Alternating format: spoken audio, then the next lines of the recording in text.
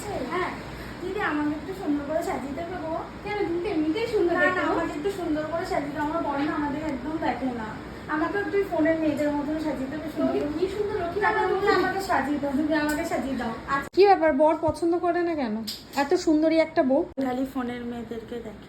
তা আজকে তোমাকে এমন ভাবে সাজাবো যে তোমার বর তোমার দিকেই দেখতে থাকো, কিন্তু অবভিয়াসলি তুমি অনেক সুন্দর দেখতে। কি গো, খিদে পাইয়েছে? বাড়িতে কি রান্না করেছিলে? মাছের ঝোল আর ভাত করে এসছে। বর করেছে না তুমি করেছো?